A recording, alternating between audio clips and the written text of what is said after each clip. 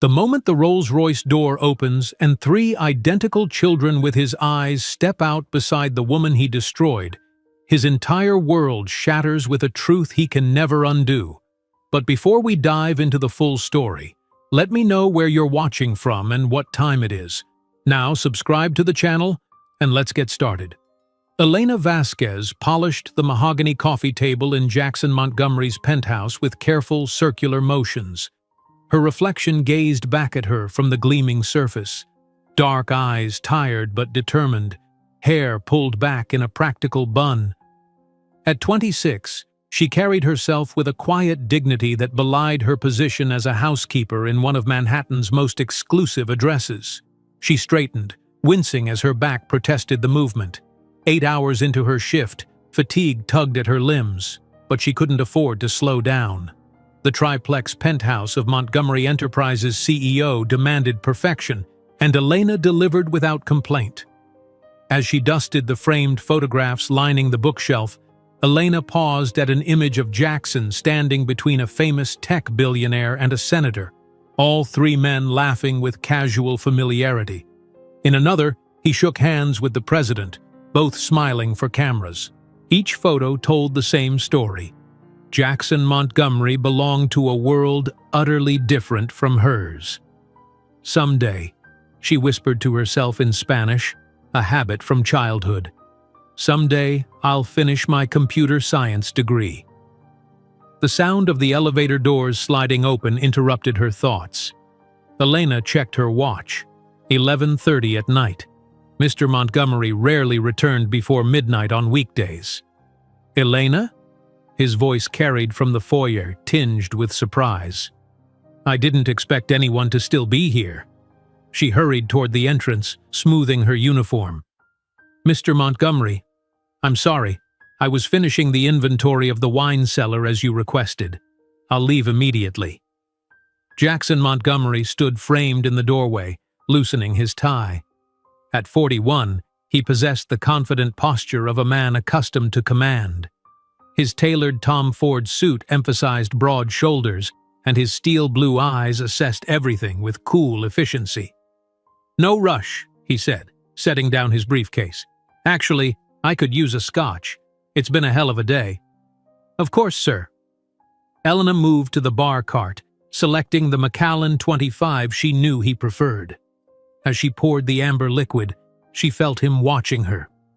You've been here for what, 8 months now? He asked, accepting the crystal tumbler. 10 months, sir. Right. He took a slow sip. And you're studying? Computer science, part-time at City College. Something shifted in his expression. Interest, perhaps. Ambitious. Why work as a housekeeper? Elena met his gaze evenly. My student visa has work restrictions. This job offers flexibility for my classes and pays better than campus jobs. Jackson nodded, moving closer. Smart, practical. His eyes lingered on her face. You know, I started coding when I was 19. Built Montgomery Enterprises from a dorm room startup. The conversation stretched, minutes turning fluid as Jackson asked about her studies, her programming experience. Elena found herself sharing more than she intended. Her childhood in Mexico City, her interrupted education when her father fell ill, her determination to finish her degree in America. When Jackson's hand brushed hers as she took his empty glass, the touch lingered. Their eyes locked, and Elena felt a dangerous current pass between them. It's getting late, she said softly. Stay, he replied, his voice dropping to a husky timbre. His lips found hers before she could respond, the kiss igniting something Elena had suppressed for months, attraction to a man she had no business wanting. When she left his penthouse at 3 in the morning, Elena told herself it was a singular mistake. It wouldn't happen again. She was wrong. Over the next 6 months, a pattern emerged. Late nights when she worked overtime, Jackson returning unexpectedly, conversations that turned to touches to passion, always behind closed doors, always after the other household staff had left. Small gifts appeared, an expensive perfume on her birthday, a cashmere scarf when winter arrived. Once, she found the latest MacBook Pro in her staff locker with a simple note, "For your coding projects, JM." Elena knew the relationship, if it could be called that, existed in shadows. Jackson never took her to restaurants or public events. Their interaction outside his bedroom remained strictly professional. Yet in private moments he showed unexpected tenderness, listened to her ideas, encouraged her ambitions. "You're different," he told her one night, tracing patterns on her bare shoulder. "Most people want something from me. You just are." December arrived with biting winds and holiday decorations throughout the Montgomery penthouse. On a frigid Tuesday morning, Elena stared at the plastic stick in her bathroom, her world tilting on its axis as two pink lines confirmed what her body had already suspected. Pregnant. She calculated quickly. 8 weeks, give or take. Nausea had plagued her for days, but she'd attributed it to stress from final exams. That evening, Elena waited anxiously in Jackson's home office. He was concluding a video conference with Tokyo, his authoritative voice discussing merger strategies and market projections. She rehearsed her words carefully, hands clasped tightly in her lap. When he finally ended the call, Jackson looked up with a distracted smile. "Elena, I didn't realize you were still here. I needed to speak with you." Her voice sounded steadier than she felt. "Privately." Something in her tone caught his attention. He studied her face, then gestured toward the chair across from his desk. "What's on your mind?"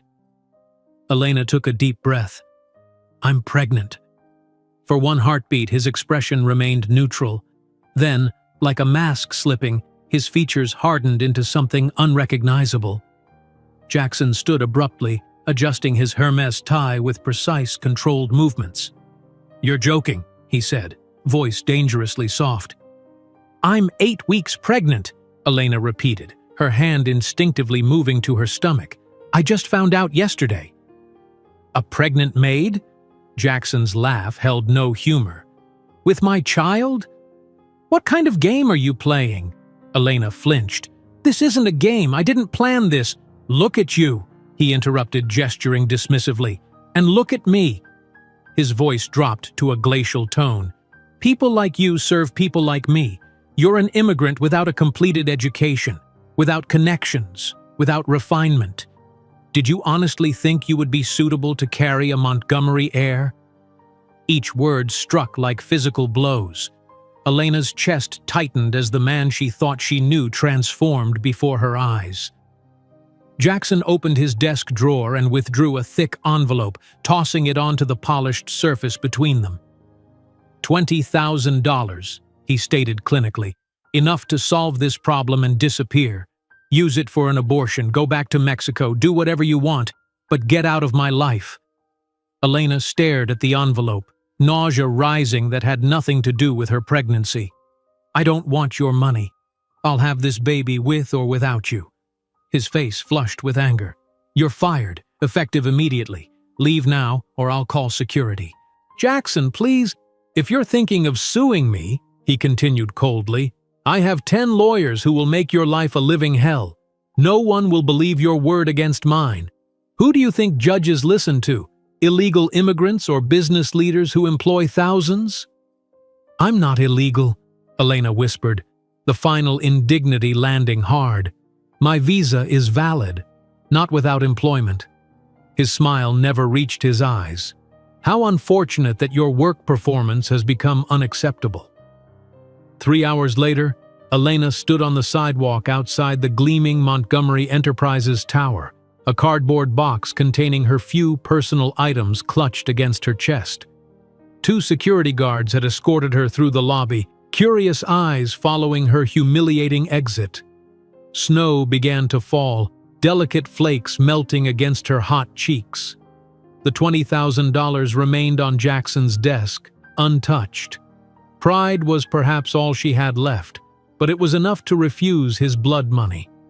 In her tiny rented room in the Bronx, Elena counted her savings, enough for perhaps 2 months of rent and food if she was extremely careful. Without references, finding new employment would be challenging. Without employment, her student visa would become invalid. And now there was a child to consider. She placed her hand on her still flat stomach. "We'll figure this out," she promised softly. "Somehow." 1 week later, Elena lay on an examination table in a community health clinic, the cold ultrasound gel spreading across her abdomen. "Let's see what we have here," the technician murmured, moving the wand methodically. The grainy black and white image on the screen shifted and the technician paused, adjusting the angle. Her eyebrows rose. "Oh, well, this explains your elevated hormone levels." She pointed to the screen. "Do you see these 3 separate sacs? You're not carrying one baby, Ms. Vasquez. You're carrying triplets." The room seemed to spin around Elena. "Triplets?" she echoed faintly. 3 babies, yes, all with strong heartbeats. Elena stared at the ceiling, Jackson's cruel words echoing in her mind. "People like you serve people like me." 3 lives now depended solely on her. 3 children who would need everything she could give them and more. As Elena walked home through the bitter December cold, a resolve hardened within her. These children, her children, would never know the sting of being deemed insufficient. She would build a life where they understood their worth came from within, not from the validation of men like Jackson Montgomery. She had no idea how she would manage, but failure was not an option. Whatever it took, whatever sacrifices were required, she would create a future where her children never felt the need to prove their value to anyone. As she observed Manhattan from her small room in the Bronx, Elena couldn't possibly imagine that in 15 years she would be standing atop one of the skyscrapers she now gazed upon, commanding a technological empire greater than that of the man who had discarded her. Elena sat motionless in the small, sterile examination room, her world collapsing around her. The ultrasound technician's words echoed in her mind like a distant thunderclap. Triplets. Not 1 baby, but 3. 3 lives completely dependent on her, a woman who had just lost her job, her security, and any illusion of support from their father. "Would you like a printout of the ultrasound?"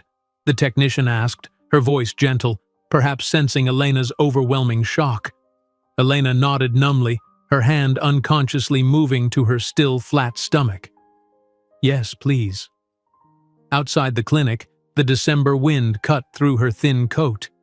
Elena clutched the small black and white image, 3 distinct circles marked with arrows and measurements. How could something so small already feel so impossibly heavy? In her tiny Bronx apartment, Elena methodically counted her remaining savings, spreading worn bills across her bed. $423. At her current burn rate, it would last perhaps 2 weeks. Her rent was due in 10 days. She closed her eyes, forcing herself to breathe.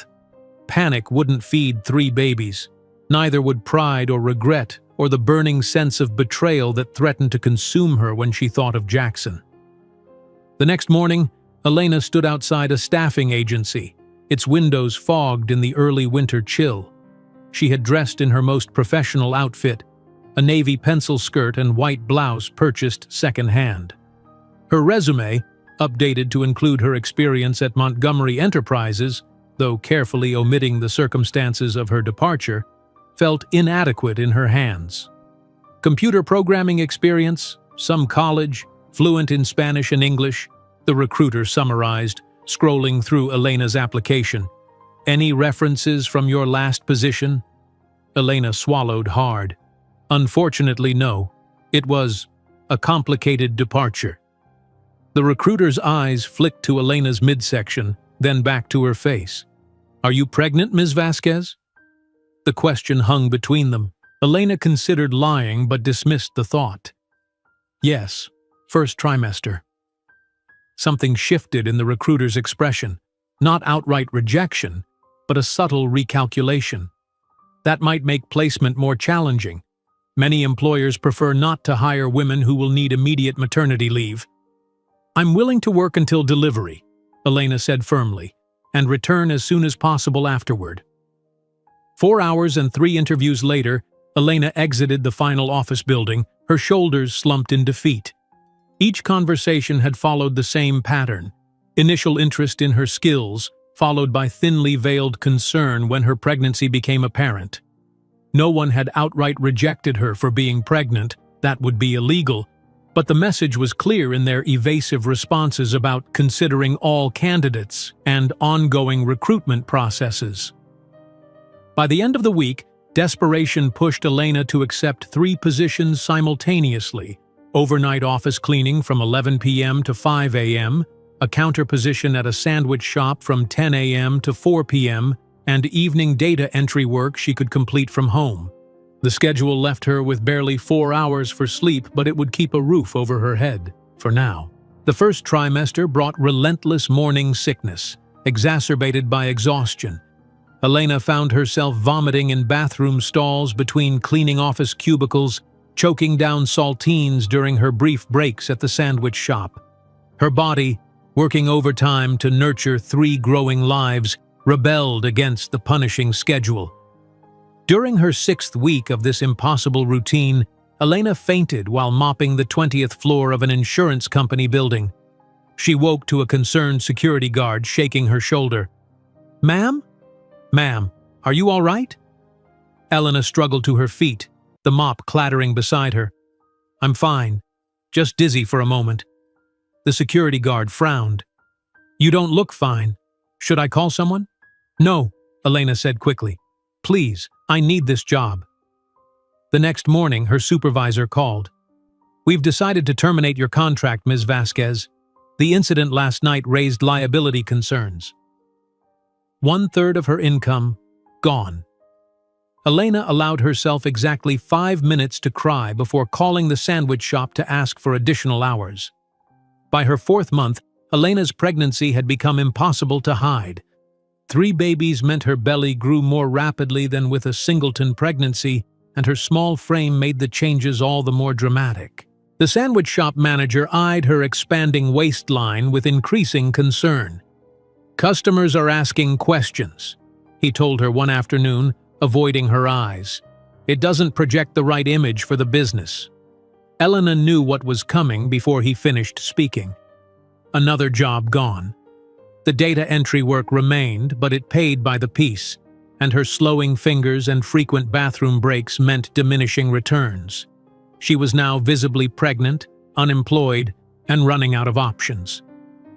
In her 5th month, Elena waited in the crowded waiting room of a public prenatal clinic, her swollen ankles throbbing.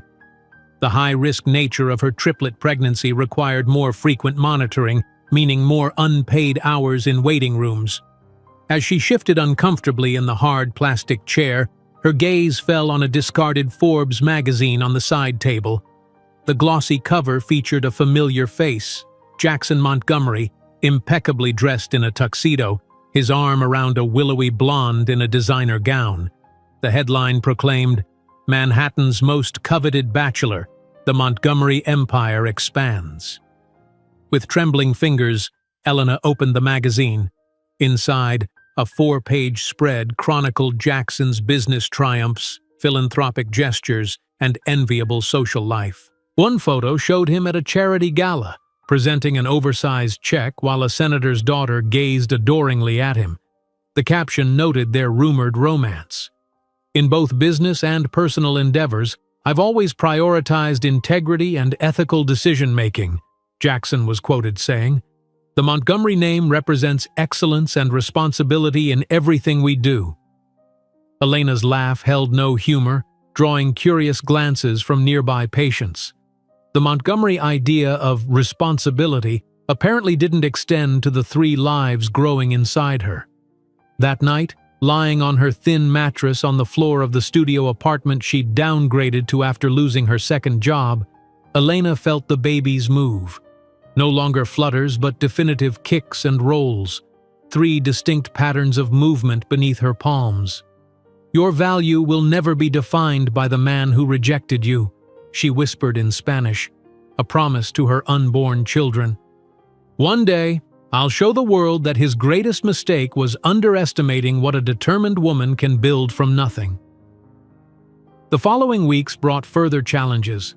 Elena's high-risk pregnancy required bed rest, an impossible luxury for a woman with no income. Social services provided basic prenatal care and connected her with a shelter for pregnant women when she could no longer afford even the reduced rent of her studio. At the shelter, Elena met other women in similar circumstances, abandoned, struggling, but fiercely protective of the lives they carried. She shared a room with Letitia, a 19-year-old carrying twins, and Maria, a domestic violence survivor in her third trimester. "How will you manage 3 babies alone?" Maria asked one evening as they folded donated onesies. Elena's hands stilled on a tiny garment. "I don't know yet," she admitted. "But I will. There's no alternative." In her 8th month, with her body stretched to its limits, Elena saw a flyer on the shelter's bulletin board: Free Computer Skills Workshop. Despite her exhaustion and the difficulty of sitting upright for hours, she attended every session, refreshing the programming knowledge that her survival jobs had forced her to set aside. The instructor, impressed by her questions and quick comprehension, offered her part-time data entry work she could complete from the shelter. The pay was minimal, but it allowed Elena to start a small savings fund for what she knew would be an expensive delivery and recovery. As June approached, Elena's doctor scheduled a C-section for the 35th week, the optimal balance between the baby's lung development and the increasing risks of carrying triplets to term. The night before her scheduled delivery, Elena sat by the shelter's window, watching the city lights shimmer. Her hands cradled her enormous belly, feeling the restless movements of the lives within. "Tomorrow you'll meet the world," she whispered, "and the world has no idea what's coming." In the pre-dawn hours of June 15th, Elena was prepped for surgery. Alone in the preparation room without a partner to hold her hand or family in the waiting area, she felt a momentary wave of desolation. Then, with characteristic determination, she pushed it aside. These children would never know abandonment from her. When Anthony, Alexander, and Amelia emerged, tiny but perfect at 4 pounds each, Elena wept with a joy so profound it transcended her pain. As she watched them in their incubators, pink and delicate with translucent skin and miniature features, Elena mentally mapped out her next steps. Her programming skills, set aside during these months of basic survival, would be her way forward. She would rebuild her knowledge, create something valuable, find her place in the tech world that had always fascinated her. This was no longer about proving something to Jackson. It was about creating a future where her children would never feel insufficient or unworthy. While programming notes on her borrowed laptop beside the baby's incubators, Elena didn't know that in just 7 years, her medical algorithm would revolutionize the global medical industry and catapult her onto the Forbes Billionaire list that had once featured the man who abandoned her. June sunshine streamed through the hospital window as Elena gazed at her 3 newborns nestled in their incubators. Anthony, Alexander, and Amelia Vasquez, their names carefully chosen to reflect strength and dignity. Each tiny face bore subtle hints of Jackson, from the aristocratic nose to the distinctive Montgomery brow. Yet, as Elena watched their miniature chests rise and fall, she saw only possibility, not the shadow of rejection. "They're fighters, like their mother," remarked Dr. Chen, checking the vitals on the smallest triplet, Amelia. "Another week, and they'll likely be strong enough to go home." Home. The word hung in the air, both promise and problem. Elena's home was currently a shared room at the women's shelter, hardly suitable for 3 premature infants. "I've been researching subsidized apartments for mothers with multiple children," Elena said, her voice steady despite her exhaustion. "There's a program in the Bronx I might qualify for." Dr. Chen nodded approvingly. "Have you thought about your support system? 3 newborns will be challenging," Elena finished. "I know, but we'll manage." Alone in the NICU after the doctor left, Elena placed her palm against the clear plastic of Anthony's incubator. His tiny fingers flexed as if reaching for her. "I promise you 3 things," she whispered in Spanish, a tradition she'd started during pregnancy. First, you will never doubt your worth. Second, you will have every opportunity I can provide. And third, you will never measure your value by someone else's rejection. As the babies grew stronger in their incubators, Elena spent every moment not by their side planning their future. The notebook she kept became filled with lists, budgets, and increasingly complex coding notes, ideas taking shape between feeding schedules and diaper calculations. 3 weeks later, Elena stood in a small one-bedroom apartment in the Bronx, cradling Amelia while a social worker held the papers for subsidized housing. "It's not much," the worker said apologetically, eyeing the peeling paint and worn linoleum. "It's perfect," Elena replied, already envisioning where 3 second-hand cribs would fit. The first months passed in a blur of sleepless nights and endless routines. Elena moved through days on muscle memory alone, feeding one baby while soothing another, changing diapers with mechanical efficiency, washing tiny clothes in the bathroom sink to save laundromat quarters. During precious moments when all 3 slept simultaneously, Elena would pull out her laptop, a refurbished model purchased with her final paycheck from the data entry job, and continue her self-education in programming. Stack Overflow became her university, free online tutorials her professors. On a particularly difficult night when the triplets were 4 months old, all 3 woke screaming with colic. Elena, running on 2 hours of sleep across 3 days, felt her composure cracking. She gathered all 3 into her bed, tears streaming down her face as she tried to soothe their discomfort. "I don't know if I can do this," she whispered to the darkness. As if in answer, little Alexander's cries suddenly ceased. He blinked up at her with eyes so like Jackson's that Elena felt a physical ache. Then, unexpectedly, he smiled. His first real smile, gums pink and perfect.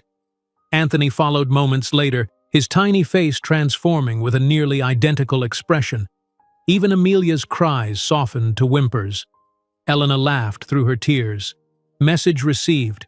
We keep going.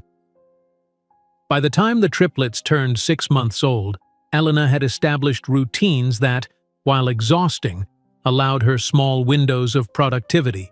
She set up a playpen beside the kitchen table that served as her workstation, coding while keeping the babies in sight. During one of her weekly trips to the public library for internet access, Elena discovered a free community coding boot camp seeking applicants. The program offered childcare during classes, the determining factor that made her apply immediately. 2 weeks later, Elena sat in the back row of a community center classroom, hyper-aware that her second-hand clothes and obvious exhaustion set her apart from the other students. When the instructor asked everyone to introduce themselves and their coding background, Elena spoke with quiet confidence. "I'm Elena Vasquez. I completed 3 years of a computer science degree in Mexico before circumstances brought me to New York. I'm currently developing a medication management application based on my experience with complex prenatal care." The instructor's eyebrows rose with interest. "Healthcare applications are a growing market. I'd be interested in seeing what you're working on." This small validation, the first professional acknowledgement of her potential in years, fueled Elena through another month of impossible juggling, coding classes 3 evenings a week, caring for the triplets, searching for remote work opportunities that would accommodate her constraints. The triplets' first birthday arrived on a warm June day. Elena had saved for weeks to buy a small cake and 3 tiny cupcakes. She set up her phone to record the moment, wanting documentation of this milestone despite, or perhaps because of, how alone they were. "1 year ago we became a family," she told her babies as they smashed frosting into their identical expressions of delight. "And look how far we've come." That evening, after the triplets fell asleep in their shared crib, Elena received an email that changed everything. Her application for a remote administrative assistant position at SoftPath, a small software development company, had been accepted. The salary was modest, but the position offered flexibility to work from home. Elena's hand trembled as she accepted the offer. It wasn't the comprehensive healthcare algorithm she dreamed of building, but it was a foot in the door of the tech world, and crucially, a steady paycheck.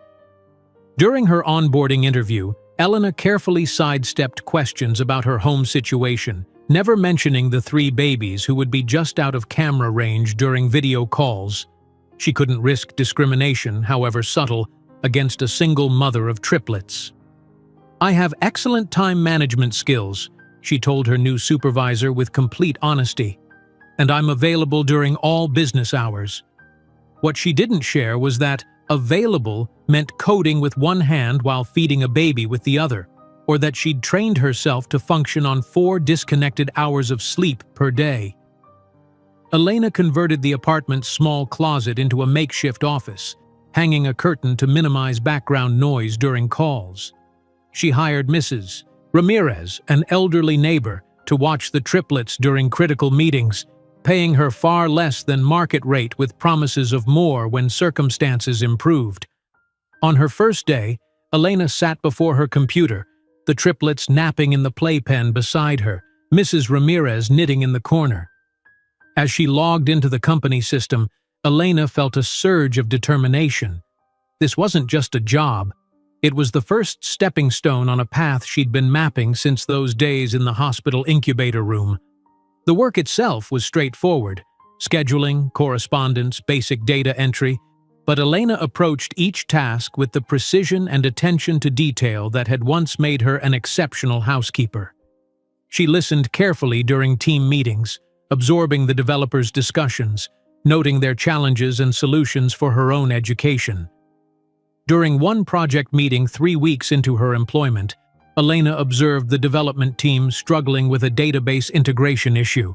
While taking notes, she noticed a potential solution based on an article she'd studied the previous night. When the call ended, she hesitated before sending a carefully worded email to the project lead. "During today's meeting, I noticed the team discussing the API integration problem. I've attached a possible approach based on a similar case study, in case it might be helpful." 20 minutes later, the lead developer called her directly. "Elena, this solution is exactly what we needed. Where did you learn to think like this?" She swallowed hard before answering. "I have some programming background. I'm continuing my education in my free time." "Keep sending ideas like this," he responded. "You're clearly in the wrong position." That night, as Elena fed the triplets their dinner of mashed sweet potatoes, she allowed herself a moment of pure hope. For the first time since seeing those 2 pink lines on the pregnancy test, the future held more promise than fear. She couldn't know that this small company would become the testing ground for her healthcare algorithm, or that the lead developer would later become her first technical advisor. She certainly couldn't foresee that in 7 years, her medication management application, born from her traumatic pregnancy experience, would revolutionize hospital protocols worldwide and make her a multimillionaire. As she jotted down notes about the software problems no one at that small company seemed able to solve, Elena was unknowingly planting the seeds of the algorithm that would transform the medical industry and catapult her onto the Forbes billionaire list that had once featured the man who abandoned her. 3 years had transformed Elena's life in ways both profound and mundane.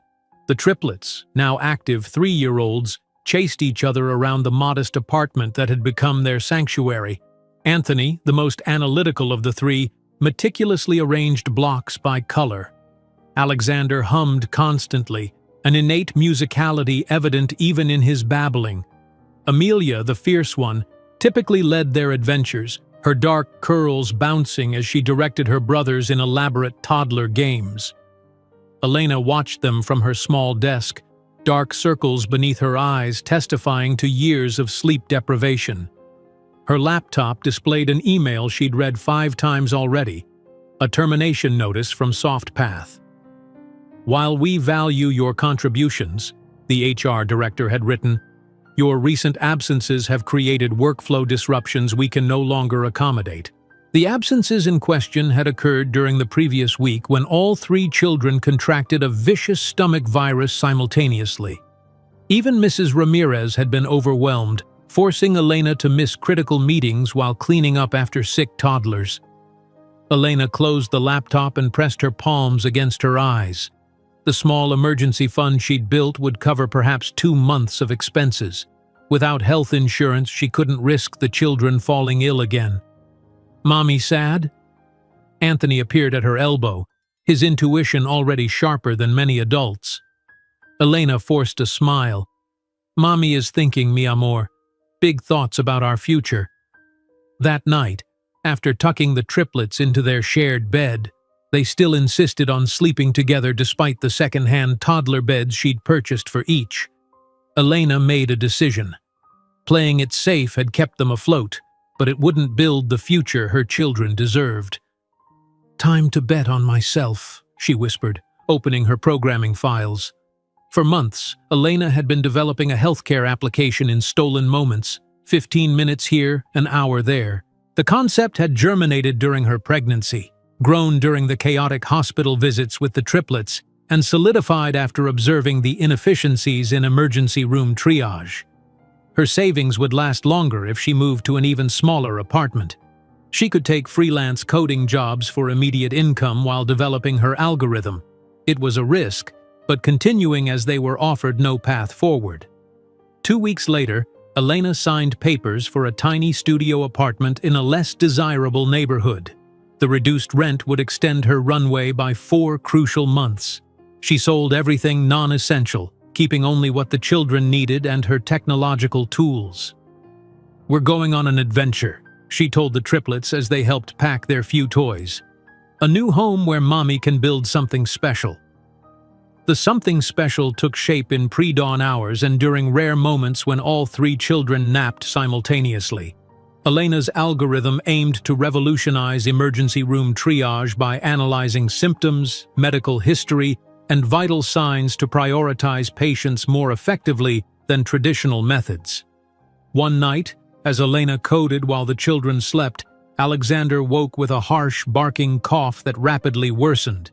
Within an hour, his breathing became labored, his tiny chest heaving with each difficult inhalation. "Call ambulance," the telehealth nurse instructed after hearing Alexander's breathing over the phone.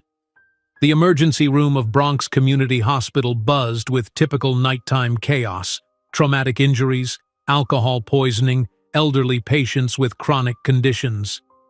Elena clutched Alexander while keeping the other drowsy triplets close, her heart racing as his lips took on a bluish tinge. "My son can't breathe," she told the intake nurse, who barely glanced up from her computer. "Fill this out and take a seat. A doctor will see you when one becomes available." Elena completed the forms one-handed while Alexander's condition deteriorated. Around them, dozens of other patients waited, some clearly less urgent than a 3-year-old struggling for air. "Please," Elena approached the desk again 30 minutes later. "His oxygen must be dropping. He needs help now." The nurse looked up, annoyed. "Everyone here needs help, ma'am. We're short-staffed and working as fast as possible." Nearly 2 hours passed before a physician finally examined Alexander, immediately diagnosing severe croup requiring emergency intervention. As they rushed him to a treatment room, Elena caught fragments of the doctor's frustrated comments to a colleague. "Should have been flagged. Obvious respiratory distress. How did triage miss this?" For 3 terrifying hours, Elena watched Alexander receive oxygen and medications while Anthony and Amelia finally succumbed to exhaustion on a narrow hospital chair. When his condition stabilized, anger replaced her fear. This system was broken. The most vulnerable patients suffered because of inefficient subjective triage protocols. Her algorithm could prevent exactly this type of situation. While Alexander slept in the hospital bed, Elena grabbed a stack of cafeteria napkins and began sketching flowcharts, decision trees, and data points, the framework of what would become her breakthrough innovation. "Your son can go home tomorrow," the doctor informed her during morning rounds. "He's responding well to treatment." Elena nodded, her napkin diagrams spread across the bedside table. The doctor glanced at them curiously. "What's all this?" "A better way to triage patients," Elena replied, exhaustion making her more forthright than usual. "One that might have gotten my son treatment before he turned blue." The doctor raised an eyebrow. You work in healthcare?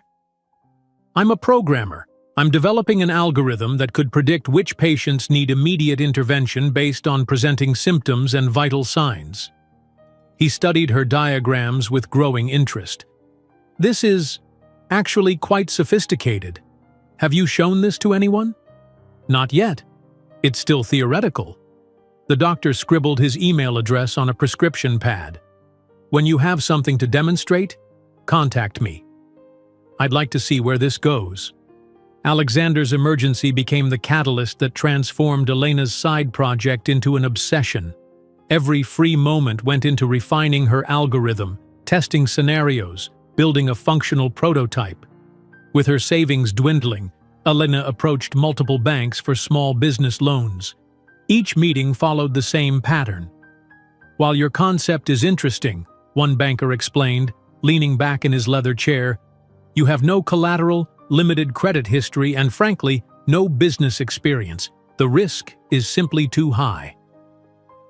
At the fifth bank, the loan officer was more blunt. A single mother with 3 young children and no steady income? That's not exactly an attractive investment profile.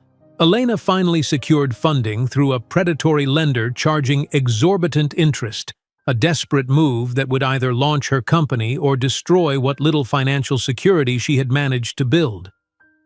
38% interest? Mrs. Ramirez gasped when Elena shared the terms. Dios mío, that's robbery. It's the only option, Elena replied, signing the papers that would either save or doom them. And I believe in what I'm building. Nights blurred into days as Elena coded, debugged, and refined her system. The triplets learned to play quietly beside her desk, instinctively understanding this work was their future. She took freelance programming jobs during their sleeping hours to extend their financial runway, functioning on 3 to 4 hours of broken sleep. When the algorithm was finally ready for demonstration, Elena began the grueling process of pitching to hospital administrators. She scheduled meetings during the children's preschool hours, changing from mom jeans into her one professional outfit in public restrooms before presentations. While the concept seems promising, one hospital director told her after a 15-minute pitch, we have established protocols and vendors. Perhaps when you have case studies and more experience. Another was more dismissive. You developed this in your living room? We work with established healthcare technology companies, not independent developers. Door after door closed. Elena maintained a spreadsheet tracking each rejection.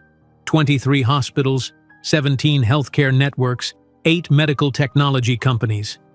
Each no refined her pitch, strengthened her resolve.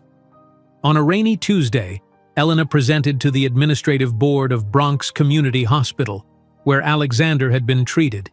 The medical director who had given her his email had arranged the meeting, but even his presence didn't prevent the skeptical expressions that greeted her. Our current triage system has been in place for 12 years, the head administrator noted after her presentation. What makes your algorithm superior? Elena stood straighter. My system reduced missed critical cases by 67% in retrospective analysis of your own emergency department data from last year. That translates to potentially hundreds of lives saved annually in your hospital alone. A month of deliberation followed before the hospital agreed to a limited 1-month trial of her system. Elena installed the software herself, personally training nurses and technicians who regarded her with thinly veiled skepticism.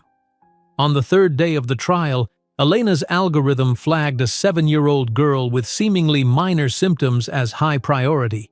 The triage nurse, following the system's recommendation despite her doubts, moved the child ahead of several other patients. Within 30 minutes, the girl was diagnosed with bacterial meningitis, a condition that would have likely turned fatal if she had waited the standard 4 hours under the previous triage system. The chief of emergency medicine sought out Elena, who was adjusting parameters at the nursing station. Your system just saved that child's life. We would have missed the warning signs until it was too late. By the end of the month-long trial, Elena's algorithm had correctly prioritized 37 critical cases that might have been delayed under traditional triage methods. The hospital not only purchased a permanent license but became a vocal advocate, generating interest from neighboring healthcare facilities. 1 month later, Elena sat across from Marcus Chen, an angel investor specializing in healthcare technology, in a modest coffee shop. She had chosen the location carefully, affordable enough that she could purchase a coffee without guilt, but professional enough for a business meeting. "I've reviewed your algorithm's performance data," Chen said, studying Elena over his espresso. "The results are impressive, but what struck me most was the testimonial from that ER doctor who said your system identified a pulmonary embolism that their team would have missed." Elena nodded, maintaining the professional composure she had practiced in her bathroom mirror. "The algorithm recognizes subtle symptom patterns that human triage might overlook, especially during high-volume periods." "What you've created isn't just software," Chen continued. "It's a paradigm shift in emergency medicine. I'd like to offer you initial funding to expand Vasquez Health Systems to more hospitals." As Elena accepted her first investment check, she couldn't possibly foresee that in just 4 years, she would be declining a $100 million acquisition offer from Montgomery Enterprises, with Jackson completely unaware of the founder's identity he was trying to purchase.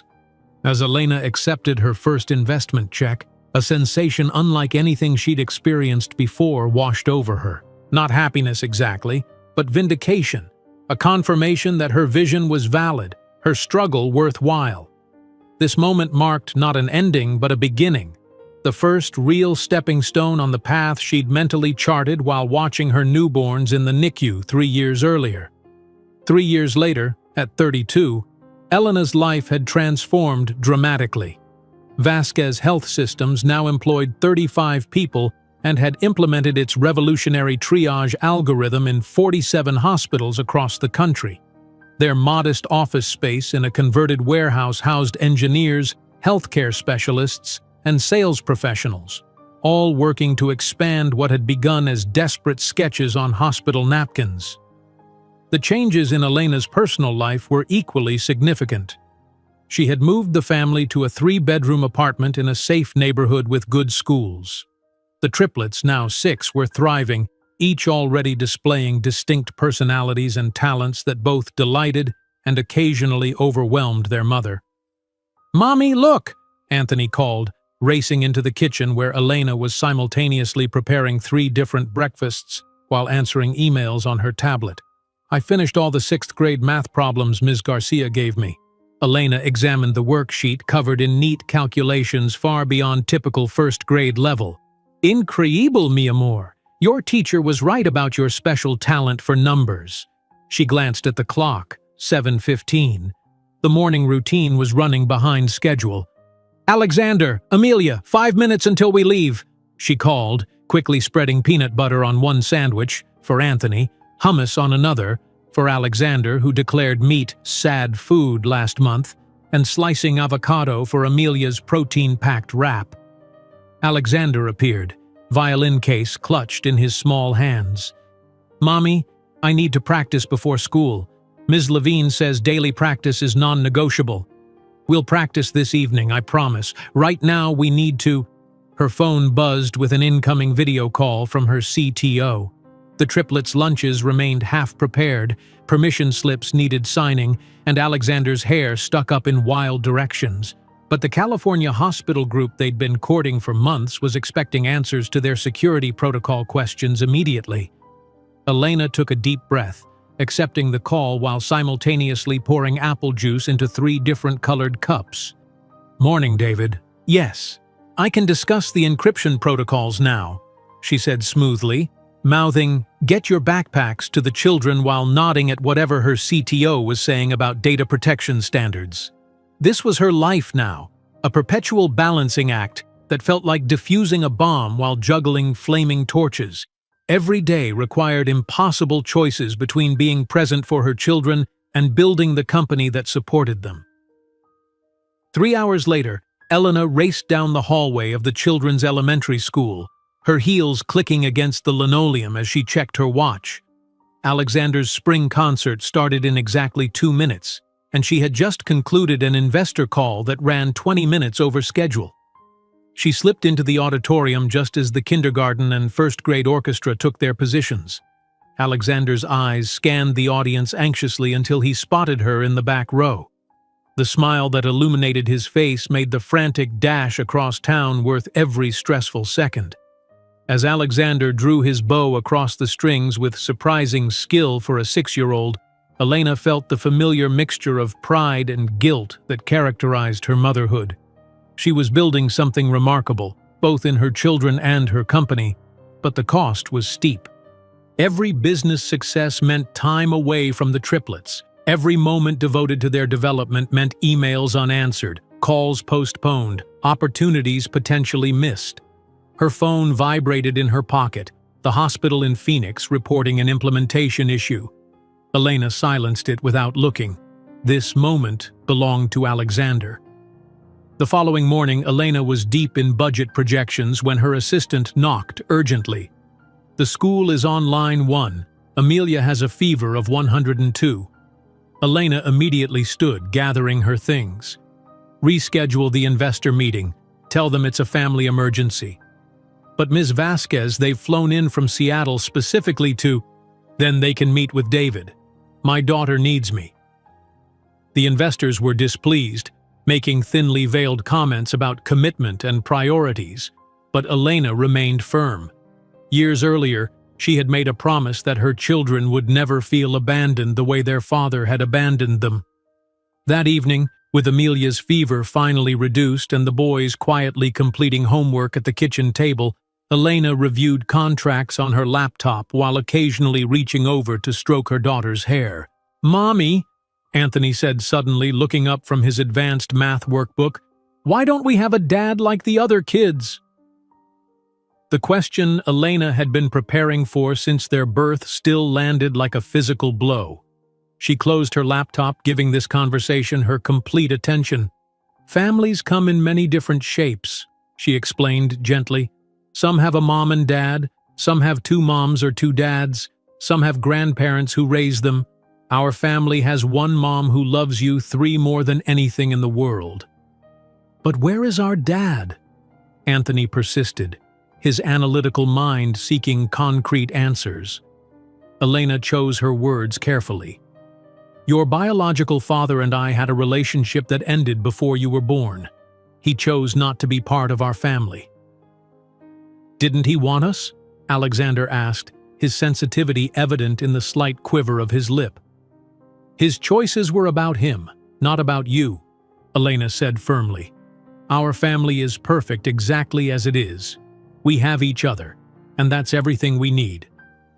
The conversation shifted to other topics, but Elena knew this was just the beginning of increasingly complex questions, as the triplets grew older and more aware of their unique family structure. 2 weeks later, Elena sat across from Mrs. Jensen, Anthony's teacher, reviewing his exceptional test scores. "He's performing at a middle school level in mathematics and science," Mrs. Jensen explained. "I've spoken with the gifted program coordinator. They recommend specialized enrichment immediately." Similar meetings followed with Alexander's music teacher, a natural talent we see perhaps once in a decade, and Amelia's language instructor, already showing remarkable facility with Spanish, English, and now French. That night, Elena reviewed the family budget, calculating the costs of the recommended programs against their monthly expenses. The company was growing rapidly but reinvesting most profits into expansion. Her salary, while comfortable, barely covered their current needs. Something would have to give. Elena eliminated her minimal personal expenses, the occasional salon visit, the 1 expensive coffee per week that was her only indulgence. The children's development came first. Her own needs were secondary. The strain of maintaining this delicate balance eventually exacted its price. During a critical presentation to potential investors, Elena was explaining Vasquez Health System's growth projections when the room suddenly tilted, her vision tunneled to a narrow point, words slurring as she gripped the podium. "Ms. Vasquez, are you all right?" a distant voice asked before darkness claimed her. She awakened in a hospital bed, 3 worried little faces peering at her. Mrs. Ramirez stood behind them, concern etched in her weathered features. "The children insisted on coming," she explained. "They wouldn't sleep until seeing you were okay." The doctor arrived, clipboard in hand and disapproval in his expression. "Ms. Vasquez, your tests show extreme exhaustion, dangerously elevated blood pressure, and the beginning of a gastric ulcer. Your body is sending very clear distress signals that you've been ignoring." Elena glanced at the triplets, now curled uncomfortably in hospital chairs beside her bed, loyalty unconditionally displayed in their determination to stay near her despite the late hour. The sight crystallized a realization she'd been avoiding. She couldn't sustain this pace without destroying herself and potentially leaving her children truly alone. During her mandated 3-day hospital stay, Elena made difficult decisions. Upon returning to work, she immediately began interviewing for a chief operating officer, someone who could shoulder operational responsibilities while she focused on strategic direction and product development. "I need to establish better boundaries," she explained to her concerned leadership team, "for my health and my family." The restructuring wasn't easy. Elena struggled to delegate tasks she had controlled since inception, but gradually a more sustainable rhythm emerged. She established sacred time with the triplets, dinner together every night, phones off, company matters temporarily set aside. The first evening of this new tradition, they played board games at the kitchen table, laughter filling their home for what felt like the first time in years. As she watched Anthony strategize his chess move, Alexander hum while contemplating his turn, and Amelia dramatically negotiate rule interpretations, Elena felt a peace that had eluded her since becoming both sole parent and company founder. Later that night, Elena stood in the doorway of the bedroom the triplets still preferred to share despite having separate rooms available. Watching their peaceful, sleeping faces, she whispered, "I'm building this for you, but I also need to be present to see you grow." While observing her children sleeping peacefully, Elena couldn't imagine that her decision to prioritize family well-being over unchecked growth would be precisely what would propel her company to surpass Montgomery Enterprises in market value just 3 years later. Elena's decision to prioritize balance transformed both her business and family life in ways she couldn't have anticipated. Within months of restructuring Vasquez Health Systems, employee satisfaction scores rose dramatically, talent retention improved, and, most surprisingly, innovation accelerated. Her leadership team, given more autonomy, brought fresh perspectives that expanded the company's potential beyond Elena's original vision. 3 years passed in this more sustainable rhythm. At 35, Elena stood before a wall of monitors in their new downtown office, watching as her development team demonstrated the latest advancement in their medical AI system. The neural network now analyzes patient history, genetic markers, and current symptoms simultaneously, explained Raya, her lead AI engineer. In our blind tests, it outperformed human diagnosticians by 27% in rare disease identification. Elena studied the complex visualizations with intense focus. And the false positive rate? Under 3%, significantly lower than human diagnostic error rates. The room fell silent as Elena considered the implications. This wasn't merely an improvement on their existing platform. It was revolutionary, potentially transforming medical diagnostics on a global scale. "Schedule demonstrations with our top 5 hospital partners," she finally said. "This changes everything." 2 weeks later, Elena sat across from representatives of Horizon Ventures, one of Silicon Valley's most prestigious venture capital firms. The meeting was taking place in a sleek conference room that would have intimidated her years ago. Now, she belonged here. "Your diagnostic AI platform shows remarkable promise," said Michael Benson, Horizon's managing partner. "We're prepared to offer $125 million at a pre-money valuation of $500 million. The number, larger than Elena had dared hope, didn't elicit the reaction the investors clearly expected. She remained composed, years of negotiation having taught her that visible excitement diminished leverage. "The valuation is fair," she acknowledged, "but we'll need to discuss board structure and voting rights before moving forward." 3 hours later, having secured terms that protected her controlling interest, Elena signed the preliminary agreement.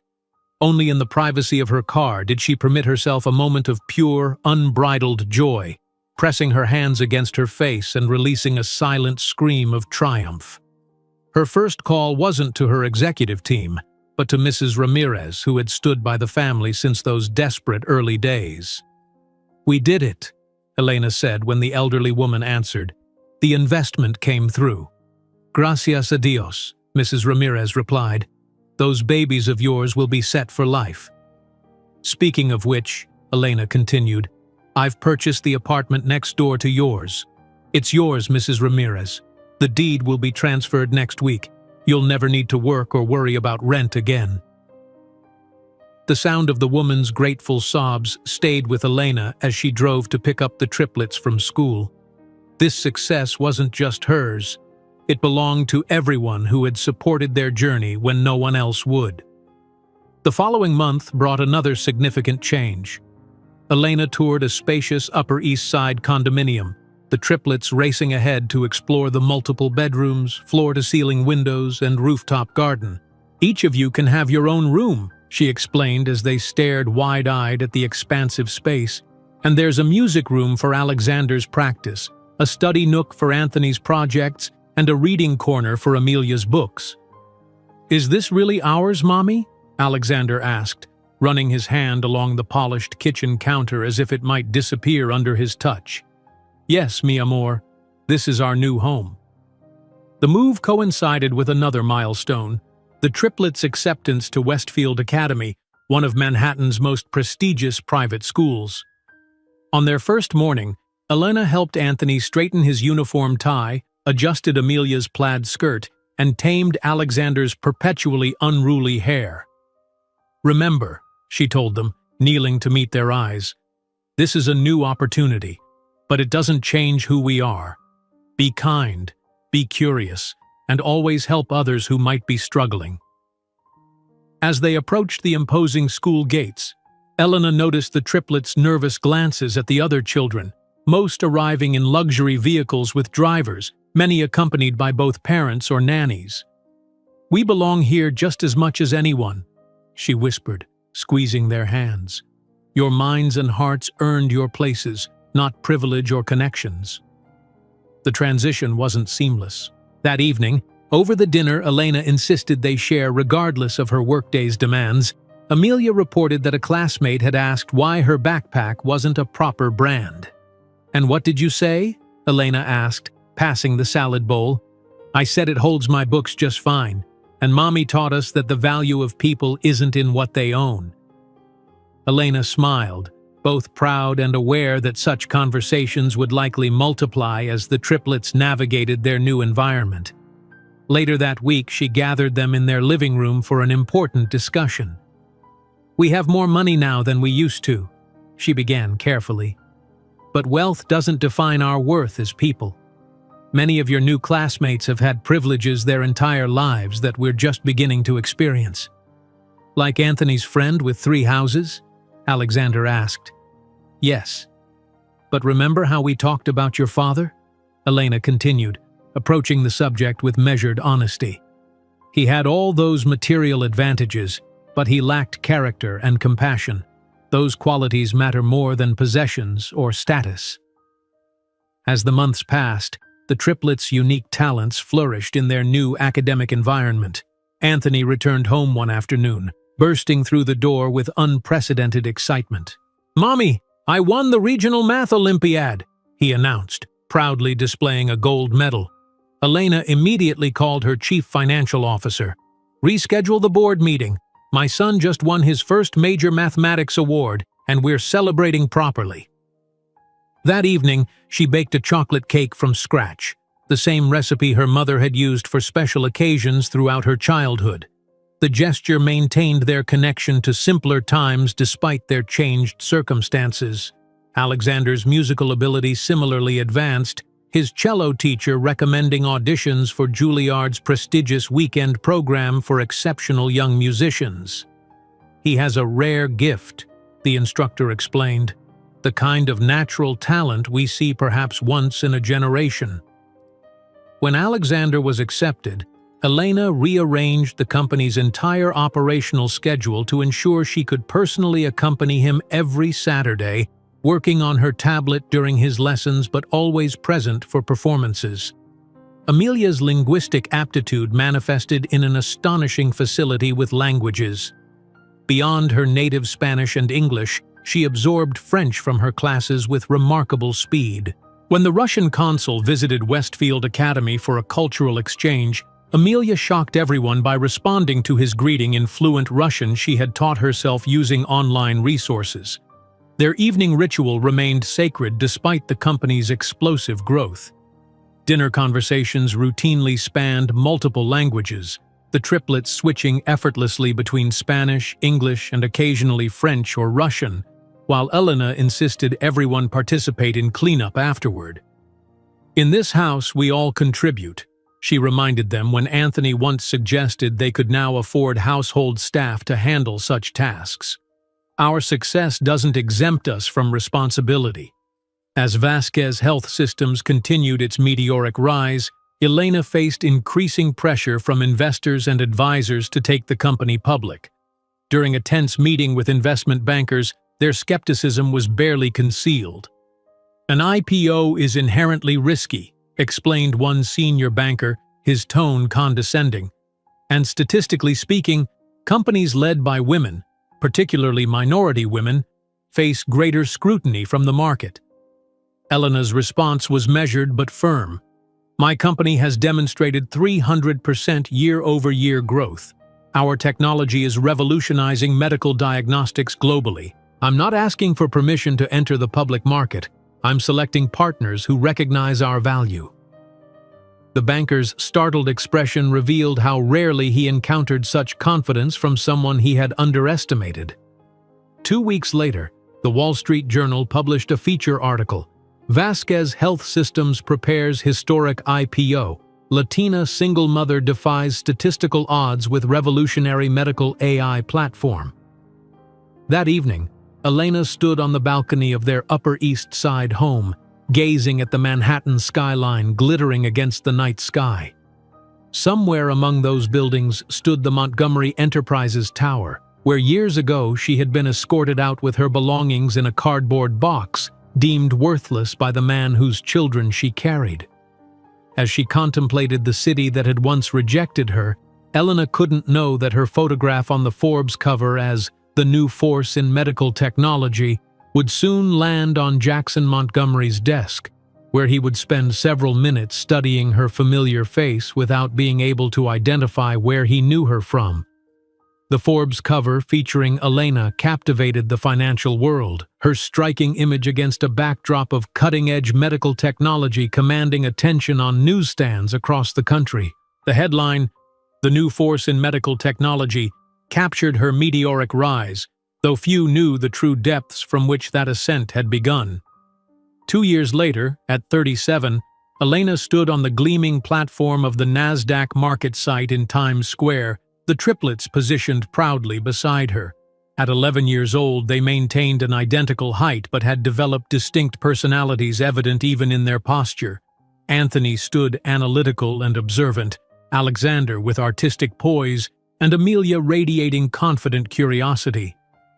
10 seconds to the opening bell," announced the NASDAQ coordinator, positioning the family for the cameras. Elena squeezed the children's hands, momentarily overwhelmed by the journey that had brought them here. From a pregnant housekeeper escorted from a building with her belongings in a cardboard box to the founder of a publicly traded company, the trajectory seemed impossible, yet here they stood. 5, 4, 3. As the countdown concluded, Elena pressed the ceremonial button. Applause erupted across the trading floor while the massive digital display outside broadcast her face to Times Square. Vasquez Tech Solutions, renamed to reflect their expanded technological offerings, had officially joined the public market with one of the most successful IPOs of the year for a medical technology company. The stock opened at $64 per share, 40% above the offering price, and continued climbing throughout the day.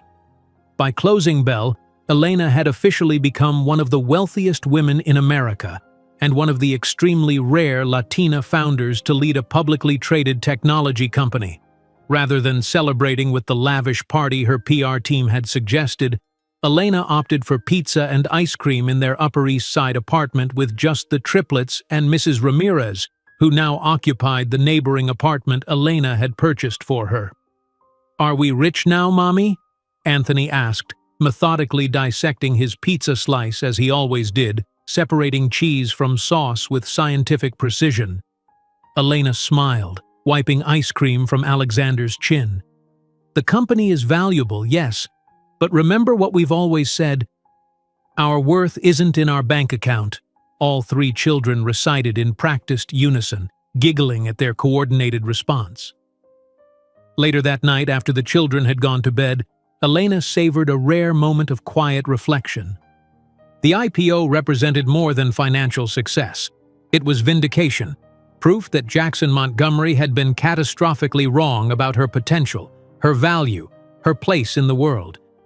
2 weeks after the IPO, Anthony approached Elena in her home office, uncharacteristic hesitation evident in his expression. Of the three, he had always been the most analytical and direct, rarely displaying uncertainty. "Mommy, can I ask you something important?" he began, fidgeting with the edge of his school uniform blazer. Elena closed her laptop immediately, giving him her complete attention. "Of course, mi amor.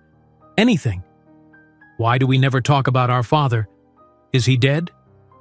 The question landed with the force she had long anticipated yet still felt unprepared to answer. Elena gestured toward the sofa in the corner of her office, patting the space beside her. "Go get your brother and sister," she said gently. "I think it's time we had a more detailed conversation about this." 10 minutes later, all three children sat expectantly on the sofa, sensing the gravity of the moment. Elena took a deep breath, choosing her words with deliberate care. "Your father is alive," she began, watching their expressions carefully. Is a successful businessman here in New York. "Does he know about us?" Amelia asked, her directness matching her mother's. "Yes," Elena replied honestly. "He knew about my pregnancy." The triplets exchanged glances. A silent communication developed in the womb and refined over 11 years of shared existence. "Why isn't he part of our lives?" Alexander asked, his artistic sensitivity evident in the slight tremor of his voice. Elena took another measured breath. "Sometimes adults make choices that hurt other people. When I told him I was pregnant, he chose not to be involved. He wasn't ready or willing to be a father." She deliberately omitted the cruelty of Jackson's rejection, the humiliation of being escorted from the building, the devastating words that had both wounded and ultimately fueled her. These children didn't need to shoulder the weight of that rejection. "So he abandoned us," Anthony stated flatly, processing the information with his characteristic logical precision. "He made a choice," Elena corrected gently, "and I made mine, to create the best life possible for the three of you." "We don't need him," Alexander declared with surprising fierceness. "We have you, and you're worth 2 parents." Elena smiled, blinking back unexpected tears. "Our family is perfect exactly as it is. But as you grow older, you might have more questions, and I'll always answer them honestly." The conversation gradually shifted to homework and upcoming school events, but Elena noticed a new thoughtfulness in her children's expressions. They were beginning to construct their own narratives about their origins, forming identities independent of the father who had rejected them before birth. 3 days later, Elena sat in the expansive boardroom of Vasquez Tech Solutions, reviewing potential acquisition targets with her executive team. The company's successful IPO had provided substantial capital for strategic growth, and Elena intended to deploy it aggressively. This subsidiary of Montgomery Enterprises shows particular promise, noted her chief strategy officer, highlighting a section of the presentation. Their medical records platform would integrate seamlessly with our diagnostic AI, and our preliminary analysis suggests they're undervalued in the current market. Elena maintained a neutral expression at the mention of Montgomery Enterprises, though her pulse quickened slightly. "What's their market position?" "Declining," responded her CFO, sliding a performance chart across the table. "Montgomery seems to be losing relevance across most technology sectors. The founder, Jackson Montgomery, appears more focused on his social calendar than innovation these days. Their medical division is solid but suffering from underinvestment." Elena nodded, betraying no recognition of the name. "Let's focus on the potential synergies, not the competition. If the integration potential is as strong as you suggest, prepare a detailed acquisition proposal." As her team continued discussing technical details, Elena's mind briefly drifted to the irony of potentially acquiring a piece of the empire that had once deemed her unworthy. She refocused quickly. This wasn't about Jackson Montgomery. It was about strategic growth for her company and shareholders. Within months, Vasquez Tech Solutions had completed 3 strategic acquisitions, consolidating its position as the dominant player in medical AI. The New York Times business section ran a feature, "Vasquez Tech acquires 3 AI medical startups, cementing industry dominance." On a crisp autumn morning, Elena's executive assistant entered her office with an embossed envelope. "This just arrived by courier. It's an invitation to speak at the Fortune 500 Awards as the keynote presenter." Elena opened the envelope, scanning the formal invitation. The event would feature CEOs and founders from America's most influential companies, celebrating innovation and business leadership. As she flipped through the accompanying materials, her breath caught momentarily. The list of confirmed attendees included Jackson Montgomery, CEO of Montgomery Enterprises. For several long seconds, Elena stared at his name among hundreds of others. In 15 years, their paths had never crossed, though they operated in interconnected business spheres.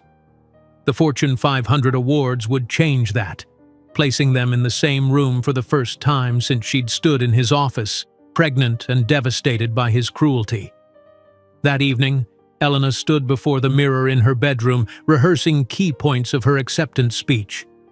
The words flowed confidently, shaped by years of public speaking and media appearances.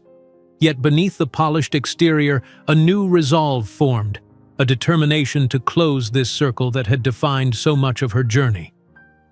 "The most valuable lesson I've learned," she practiced saying to her reflection, "is that our worth is never determined by those who fail to see our potential. It's determined by our persistence, our vision, and our capacity to rise despite obstacles." As Elena refined her message for the Fortune 500 Awards, she couldn't imagine that in just 3 months, she would be face to face with the man who had discarded her as insignificant, now commanding an empire 17 times more valuable than his. Elena stood before the mirror in her penthouse, adjusting the delicate diamond earrings that complemented her crimson Valentino gown. The dress was a statement piece, bold, confident, unapologetic, precisely the image she intended to project tonight. 15 years after being escorted from Montgomery Enterprises with her belongings in a cardboard box, she would enter the same social sphere as Jackson Montgomery, not as a servant, but as his superior.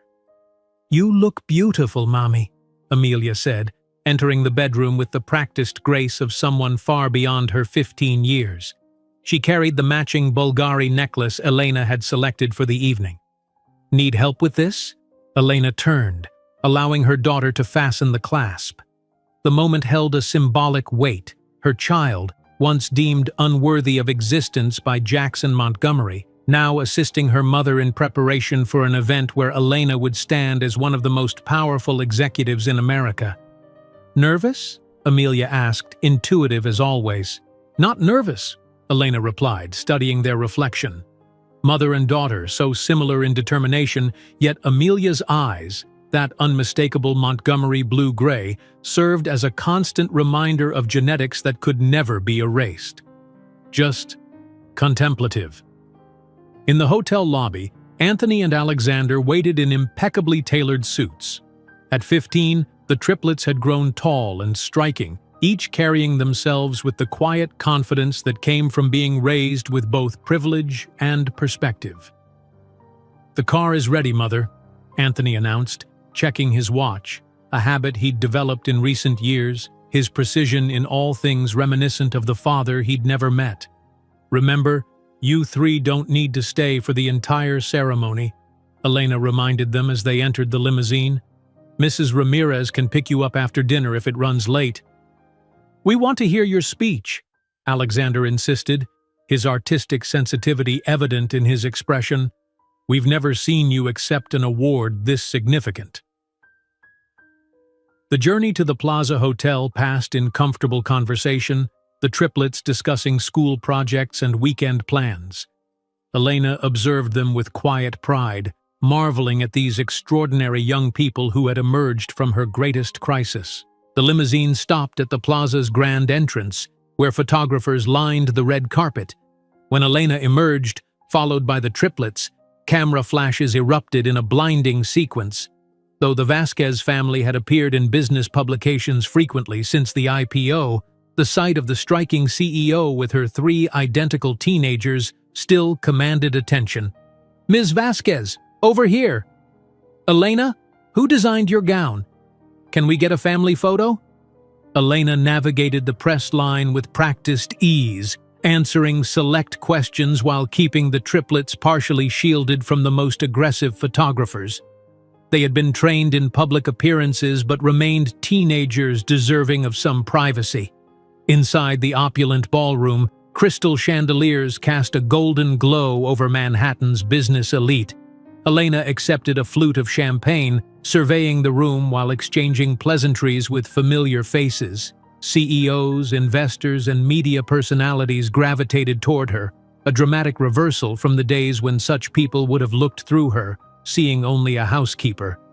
Across the vast room, Jackson Montgomery stood surrounded by younger executives, his once commanding presence somewhat diminished. At 52, his hair had silvered at the temples, and fine lines mapped his face. He laughed at something someone said, but the sound didn't reach his eyes, which frequently darted to his phone.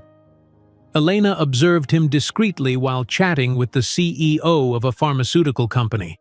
Jackson remained oblivious to her presence, his attention focused on nurturing connections with potential partners for his struggling enterprise. The Montgomery enterprises that had once dominated technological innovation had fallen behind more agile competitors, including Vasquez Tech Solutions. "Ladies and gentlemen, please take your seats," announced the evening's host. "We're about to begin the Fortune 500 awards ceremony." Elena and the triplets were escorted to their table near the stage, a position of honor reflecting her status as keynote speaker. Jackson sat 15 tables away, still checking his phone rather than observing the room. "And now," announced the Master of Ceremonies after introductory remarks, "we welcome the finalists for Disruptive Innovation of the Year." As a video montage of the nominees played, a side door opened, and the Vasquez triplets were escorted to special reserved seats in the front row by Elena's assistant. The movement caught Jackson's attention, his gaze lifting from his device to follow the three teenagers. Even from a distance, Elena could pinpoint the exact moment recognition dawned in his expression. Jackson's hand froze, his whiskey glass suspended midway to his lips as he stared at the triplets. The resemblance was undeniable. His aristocratic features blended with Elena's determination, three young faces bearing the unmistakable Montgomery brow, jawline, and those distinctive blue-gray eyes. The blood drained from Jackson's face as understanding crashed over him. These poised, elegant teenagers were unmistakably his children, children he had never known existed. Throughout the awards presentation, Jackson remained visibly shaken, his attention fixed on the triplets rather than the ceremony. Elena noticed his distraction but remained focused on her upcoming speech, reviewing mental notes while accepting congratulations from industry peers. When the moment arrived for Elena to accept the Innovator of the Year award, she ascended the steps with measured confidence, her crimson dress creating a striking silhouette against the blue stage lighting. 15 years ago, she began, her voice clear and strong, I cleaned offices overnight while studying programming on a second-hand laptop. Jackson moved unconsciously closer to the stage, drawn by a voice that had haunted forgotten corners of his memory. Today, Vasquez Tech Solutions employs more than 4,000 people and revolutionizes medical diagnostics in 43 countries. Elena continued, but my greatest creation isn't listed on the NASDAQ. She smiled warmly at the triplets in the front row, her expression softening with genuine love. Anthony, Alexander, and Amelia, you are my greatest pride. You've grown knowing that our value doesn't come from surnames or bank accounts, but from the adversities we overcome and the integrity with which we live. The speech continued with insights on innovation and leadership, but Jackson heard nothing beyond the names of the children he had dismissed as a problem to be solved 15 years earlier. His universe had shifted on its axis, reality realigning around the revelation that he had 3 teenage children, apparently extraordinary ones, he had never known. After the ceremony concluded, Elena posed for photographs with the triplets and various executives, accepting congratulations with gracious humility.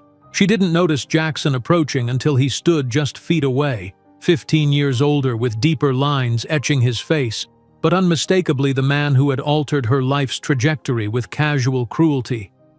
"Elena," he said, his voice barely recognizable with suppressed emotion. She turned, and for a heartbeat, vulnerability flashed across her features, a momentary window into the young woman who had once stood trembling before his desk. Just as quickly, it vanished behind a glacial composure. "Jackson Montgomery," she responded, her tone perfectly modulated. What a surprise. The triplets, sensing the sudden tension, moved protectively closer to their mother. Jackson's gaze darted between them, hungry for details, cataloging familial resemblances with growing certainty. "These are," he began, unable to complete the question. "My children," Elena supplied firmly. "Anthony, Alexander, Amelia, this is Jackson Montgomery, CEO of Montgomery Enterprises." The teenagers greeted him with polite indifference, offering the cordial acknowledgement they would give any of their mother's business acquaintances. No recognition flickered in their eyes. To them, he was merely another executive among many at the event. "Could we speak privately?" Jackson asked, his composed facade cracking slightly to reveal desperation beneath. "I'm afraid that's not possible," Elena replied smoothly. "I have investors waiting." She turned to her eldest son. "Anthony, please take your siblings to the car. I'll join you in 5 minutes." Once the teenagers moved away, Jackson's controlled veneer collapsed entirely. "Why didn't you ever tell me?" he demanded, voice low but intense. "They're clearly my children." Elena's smile held no warmth. "I did tell you. You offered me money to solve the problem and disappear.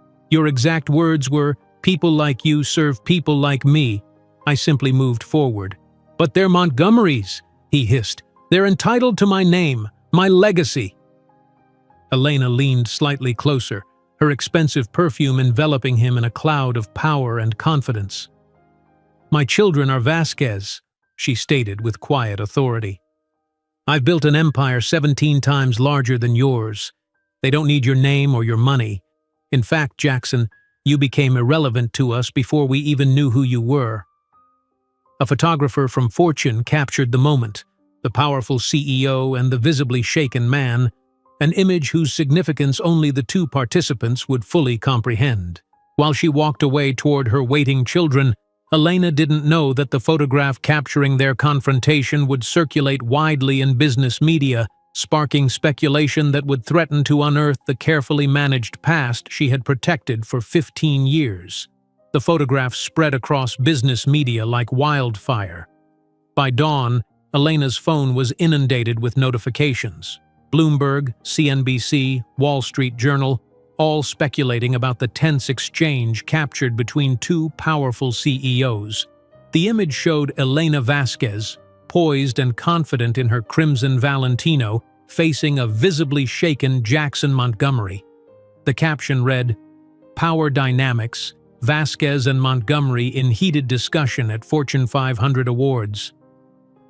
Elena scrolled through the notifications in her penthouse bedroom, the morning light casting a golden glow across the polished hardwood floors. None of the reports suggested any personal connection, just theories about corporate rivalry and competitive tension. For now, their secret remained intact. Her crisis management team had already assembled in the living room by 7:30. 3 public relations specialists and Vasquez Tech's communications director sat around the marble dining table, tablets and coffee cups scattered between them. "We need to issue a statement immediately," urged Marcus, her head of public relations.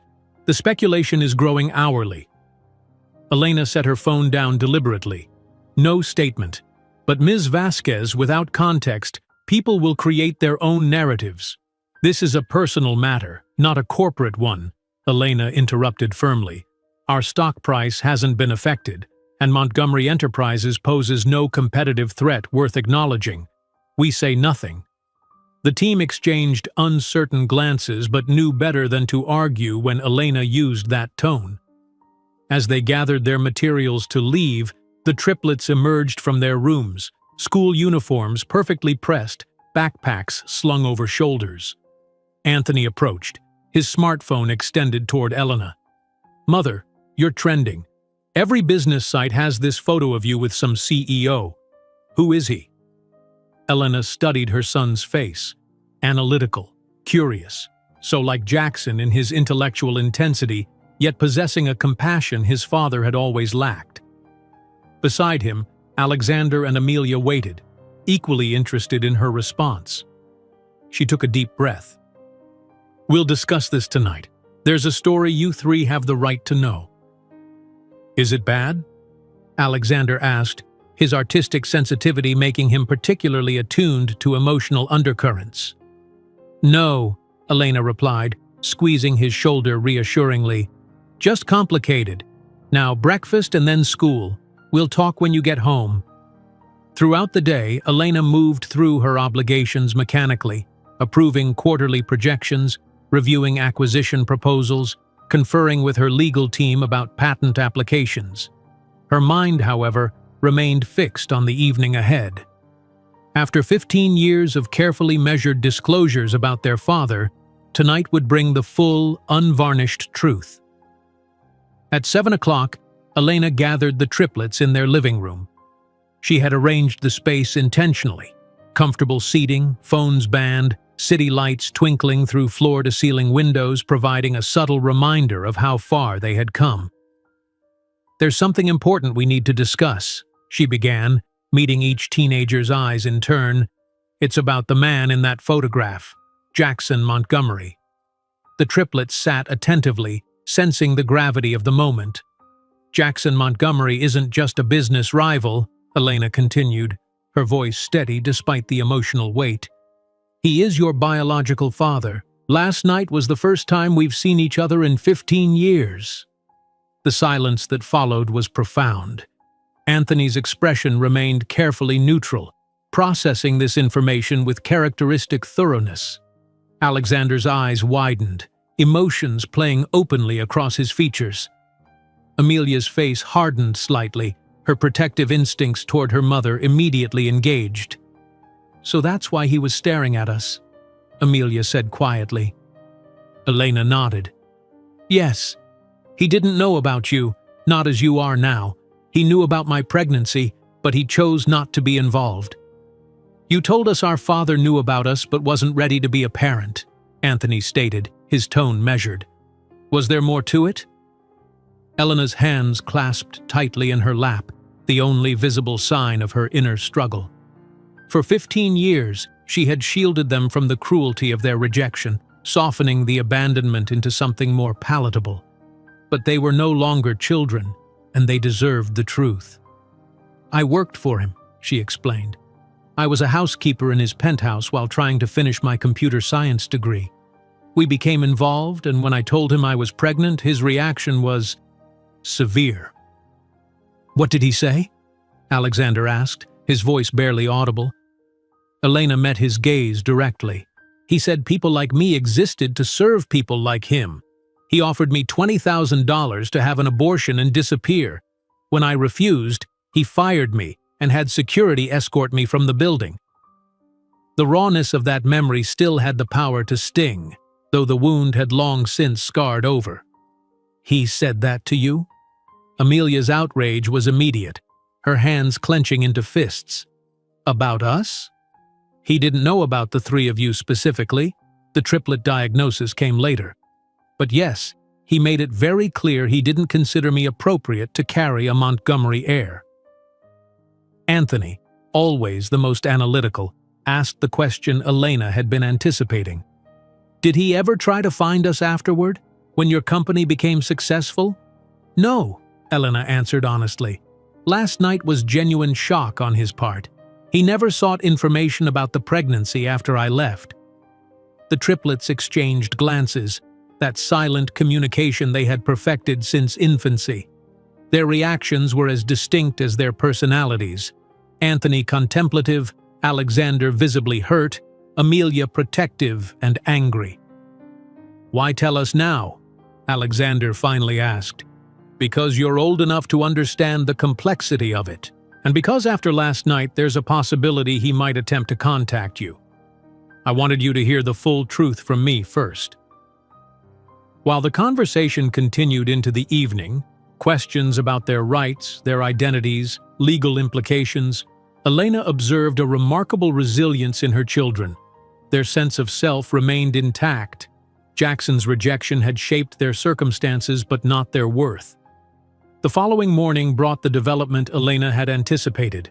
A courier delivered 3 identical packages to their building's front desk, elaborately wrapped boxes addressed individually to Anthony, Alexander, and Amelia Vasquez. When opened in their kitchen, each revealed an Apple Watch crafted from solid gold, accompanied by personalized cards expressing Jackson's desire to connect with his newly discovered children and his profound regret for lost time. Elena watched her children examine the extravagant gifts, curious how they would respond.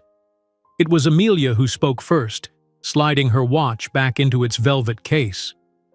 "I don't want anything from him," she declared firmly. "We should return these." Her brothers nodded in agreement, Anthony adding, "Material gifts don't compensate for 15 years of absence." Elena felt a surge of pride in their wisdom. "It's your decision. If you want to return them, we will." As Elena arranged for the courier to collect the rejected gifts, she received an urgent call from her chief financial officer. "Elena, we need to discuss the Montgomery Health Division acquisition immediately. The board is divided on whether to proceed given the personal complications that have emerged." "Schedule an emergency board meeting for 3 o'clock, she replied. "The acquisition proceeds as planned. This is business, not personal." In the boardroom that afternoon, Elena faced her executive team and board members with characteristic composure. "The Montgomery Health Division acquisition makes perfect strategic sense," she explained, gesturing toward the projection displaying integration potential. "Their patient data platforms complement our diagnostic AI systems seamlessly. This is a business decision based on value creation for our shareholders." "And the personal connection with Jackson Montgomery," ventured one board member cautiously. "Is irrelevant to the business case," Elena replied firmly.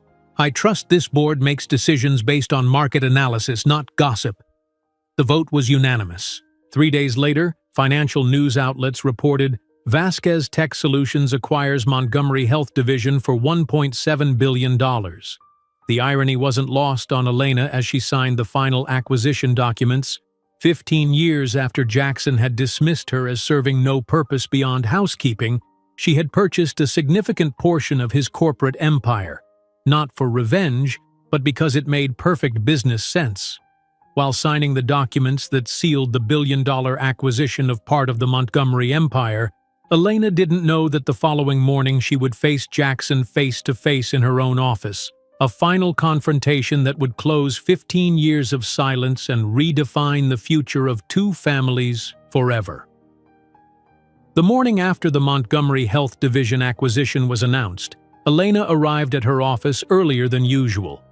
The floor-to-ceiling windows of the 48th floor offered a panoramic view of Manhattan awakening. A city that had once rejected her now lay quite literally at her feet. She stood for a moment, absorbing the symmetry of the moment, when her assistant's voice came through the intercom. "Ms. Vasquez, Jackson Montgomery is in the lobby. He doesn't have an appointment, but he's insisting on seeing you. Security is asking for direction." Elena felt a curious calm settle over her.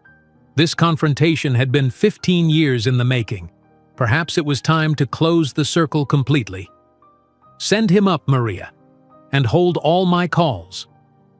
She moved to her desk, a minimalist masterpiece of glass and brushed steel, and seated herself deliberately.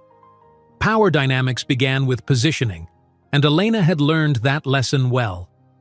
10 minutes later, Jackson Montgomery was escorted into her office.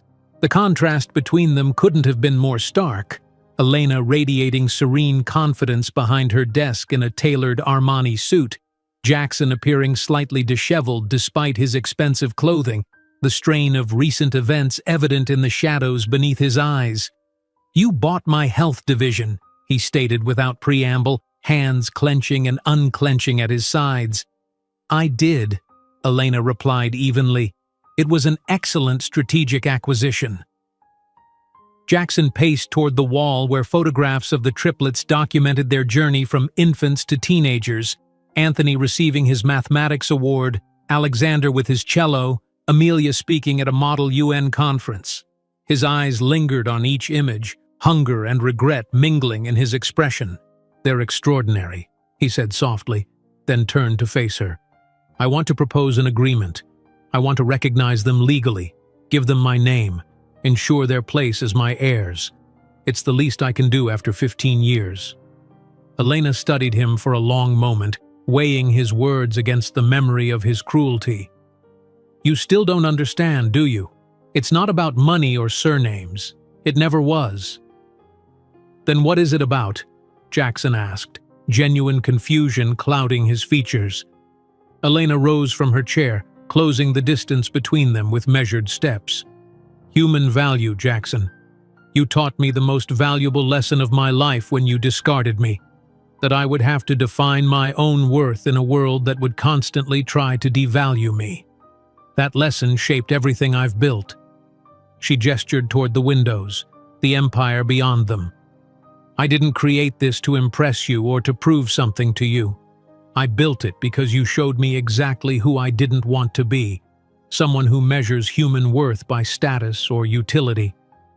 Jackson sank into one of the visitor chairs, the weight of realization visibly settling on his shoulders. "I've thought about you over the years," he admitted quietly. "Not often enough to search for you, but I knew I'd behaved badly. I just never imagined this."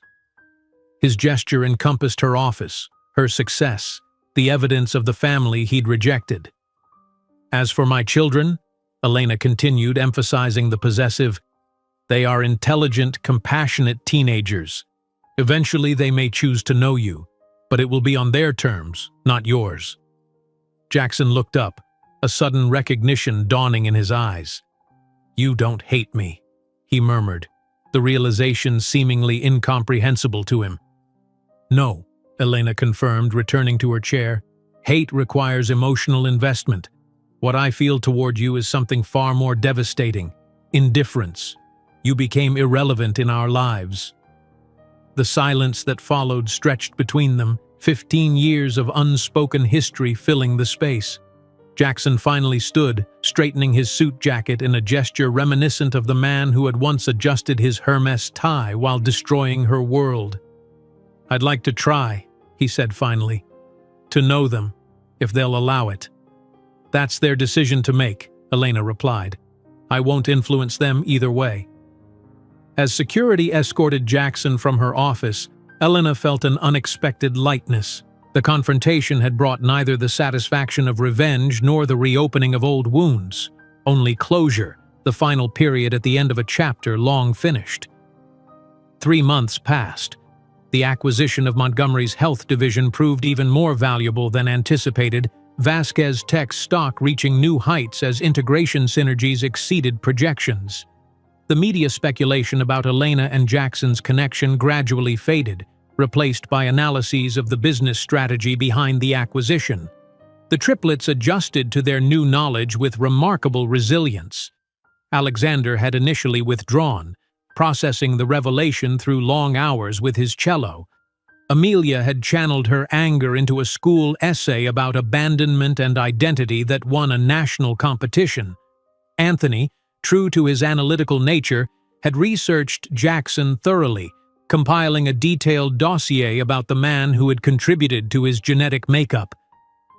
On a crisp Sunday afternoon in Central Park, Elena watched Anthony and Alexander engaged in their weekly chess match beneath a maple tree displaying its first autumn colors. Amelia lay nearby on a checkered blanket, absorbed in a Russian novel, her fifth language now approaching fluency. The peaceful scene was interrupted by Anthony's voice. "Mom!"